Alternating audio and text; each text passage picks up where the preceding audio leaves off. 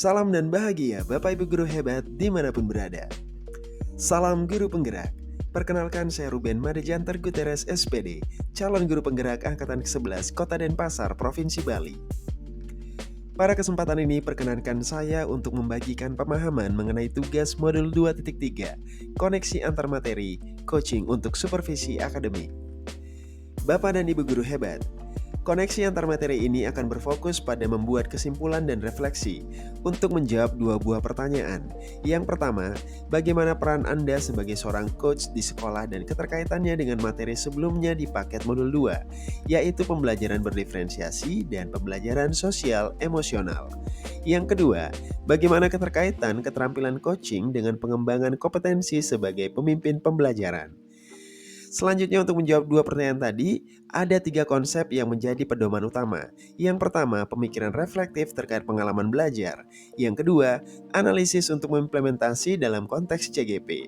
Dan yang ketiga, membuat keterhubungan.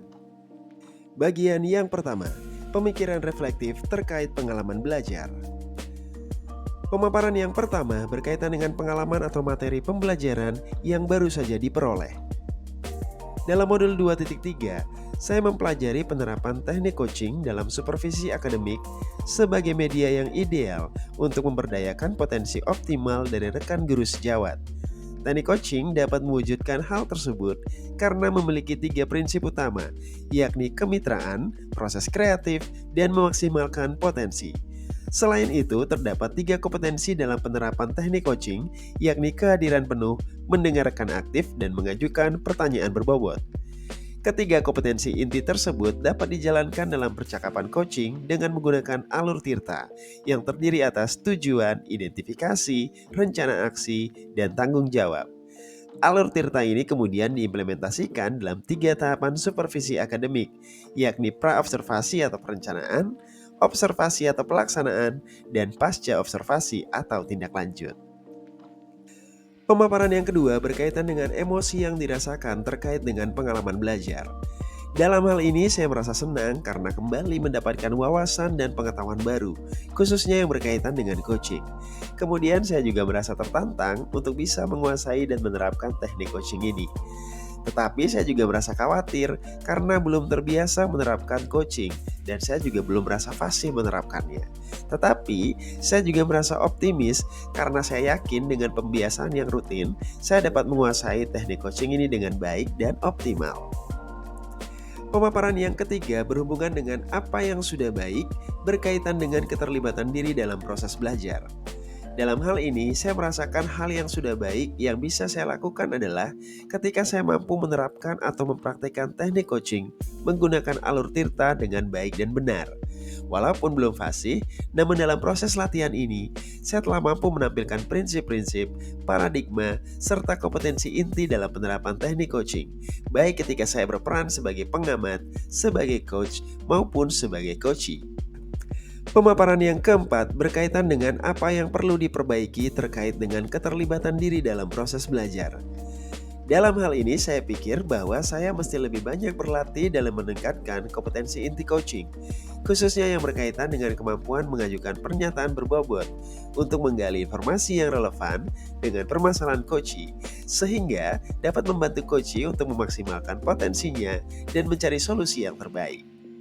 Selanjutnya pemaparan yang kelima berhubungan dengan keterkaitan terhadap kompetensi dan kematangan diri pribadi.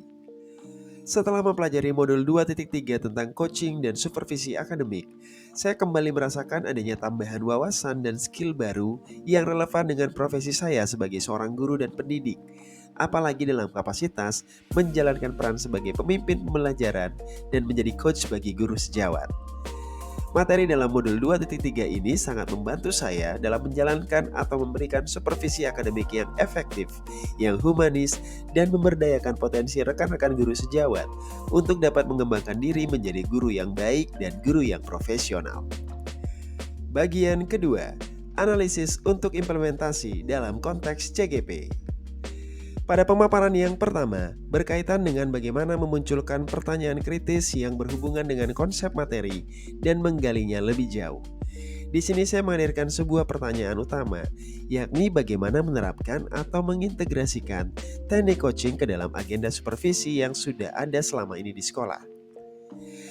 Dalam hal ini, teknik coaching sudah selayaknya diterapkan dalam kegiatan supervisi akademik di sekolah.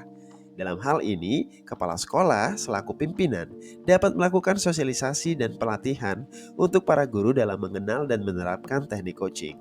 Selanjutnya, kepala sekolah juga bisa menerapkan teknik coaching dalam agenda supervisi akademik dengan berpedoman pada prinsip dan paradigma coaching, serta menampilkan kompetensi inti coaching dalam pelaksanaannya.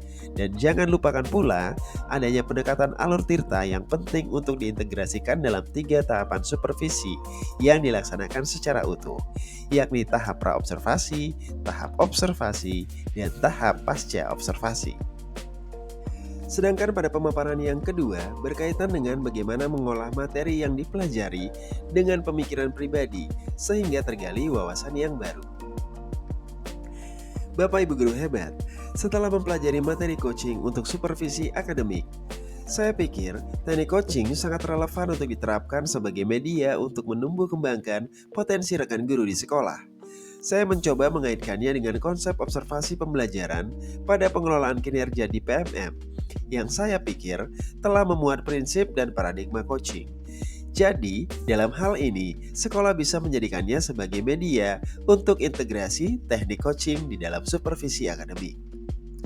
Berikutnya, pemaparan yang ketiga berkaitan dengan menganalisis tantangan sesuai konteks asal CGP, baik dalam tingkat sekolah maupun tingkat daerah.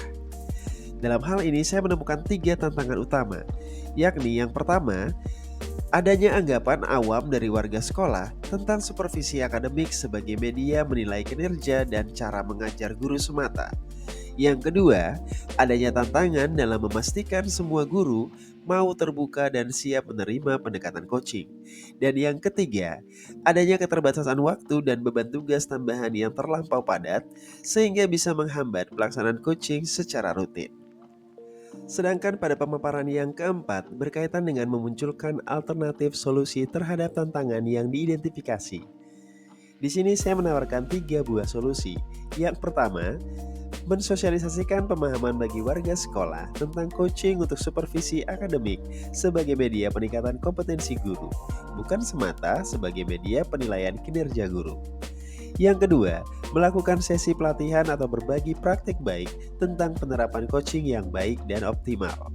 Dan yang ketiga, mulai mengintegrasikan teknik coaching dalam berbagai kegiatan sekolah yang relevan, misalnya supervisi akademik. Bagian ketiga, membuat keterhubungan.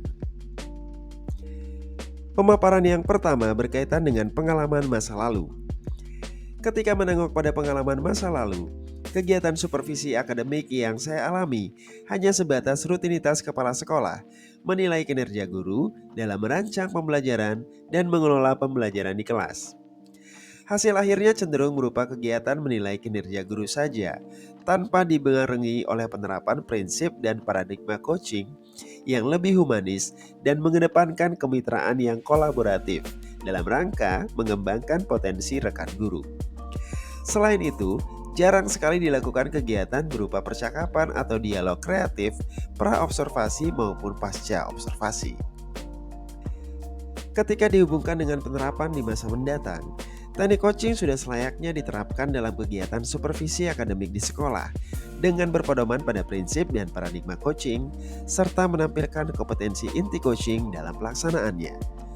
Begitu pula pendekatan alur tirta yang penting diintegrasikan dalam 3 tahapan supervisi yang dilaksanakan secara utuh, yakni tahap pra-observasi, tahap observasi, dan tahap pasca observasi. Melalui pendekatan coaching yang berfokus pada prinsip kemitraan, proses kreatif, dan memaksimalkan potensi, diharapkan kegiatan supervisi akademik dapat memberikan manfaat positif yang lebih nyata bagi pengembangan kompetensi guru melalui pemberian umpan balik yang relevan dan konstruktif, disertai pendekatan yang humanis tanpa adanya kesan penilaian atau judgement semata terhadap kinerja dari para rekan guru sejawat. Pemaparan yang ketiga berkaitan dengan konsep atau praktik baik yang dilakukan dari modul lain yang telah dipelajari. Dalam modul 2.1 tentang pembelajaran berdiferensiasi, saya mempelajari tentang pentingnya mengakomodasi kebutuhan belajar murid yang beragam. Sedangkan dalam modul 2.2 tentang pembelajaran sosial emosional atau PSE, disampaikan bahwa pembelajaran yang holistik dan berpihak pada murid juga mesti memperhatikan aspek sosial emosional untuk mewujudkan well-being dalam diri murid. Gabungan kedua konsep utama pada modul 2.1 dan modul 2.2 menghadirkan keterkaitan erat bahwa prinsip berdiferensiasi dan juga pembelajaran sosial emosional juga dapat diterapkan ketika melakukan supervisi akademik bagi rekan guru dengan menggunakan teknik coaching. Hal ini akan menghadirkan suasana kemitraan dan kolaborasi yang lebih kondusif, lebih humanis, dan suportif untuk pengembangan kompetensi guru agar dapat mengakomodasi layanan pendidikan yang lebih baik bagi para murid. Dan pemaparan yang terakhir berkaitan dengan informasi yang didapat dari orang atau sumber lain di luar bahan ajar pendidikan guru penggerak. Dalam hal ini, saya juga mendapatkan wawasan dan paradigma baru tentang coaching dari pengalaman para rekan guru sesama CGP. Salah satunya berkaitan dengan peran penting kepala sekolah sebagai pimpinan dalam memberikan pemahaman dan keputusan yang berujung pada pembiasaan penerapan coaching dalam kegiatan supervisi akademik sebagai pendekatan baru yang lebih cerah. Selain itu, pengalaman yang dibagikan juga memberikan saya gambaran untuk menghadapi beragam tantangan dalam upaya penerapan coaching secara rutin dan berkelanjutan. Selain itu, wawasan tentang coaching juga banyak saya dapatkan dari internet, terutama dalam bentuk video.